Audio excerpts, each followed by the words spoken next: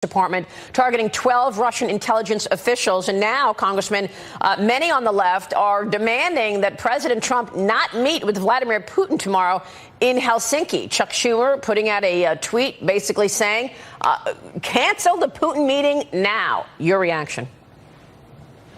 Well, first thing, someone needs to remind Senator Schumer that the party in the minority doesn't get to set and make foreign policy decisions. As the former President Obama used to say often, elections have consequences. But even setting that aside, the real reason that Senator Schumer and other Democrats don't want Donald Trump to sit down with Vladimir Putin tomorrow is the same reason they didn't want Donald Trump to sit down with Kim Jong-un last month. They're afraid he'll succeed.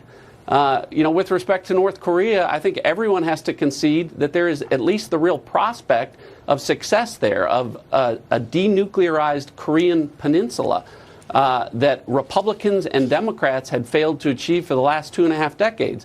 So now I think the Democrats are deathly afraid of Donald Trump sitting down with Vladimir Putin and kicking holes in all of the things that they've been saying about him being a puppet of Putin and the Kremlin.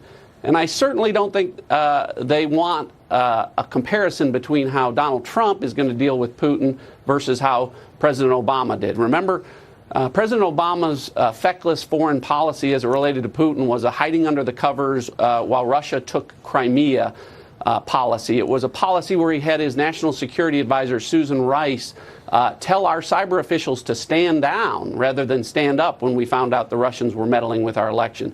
If you think that's how Donald Trump's going to approach Vladimir Putin, as we say here in East Texas, hide and watch. I think the president's going to have a very different message for Vladimir Putin tomorrow. So what will his message be? And do you think Crimea is part of the conversation? I very much expect Crimea to be part of the conversation, but I also expect part of the conversation to be President Trump relating to Vladimir Putin in maybe not so subtle terms that we have the ability to cripple the Russian economy, to bring it to its knees, to sell natural gas to the Europeans for a lot less than the Russians are. And if you think that President Trump's last stop at NATO and the discussions there about a German pipeline to bring that natural gas from Russia was some sort of a coincidence, I think you'd be mistaken. Yeah. Before we go, let me ask you, based on what you saw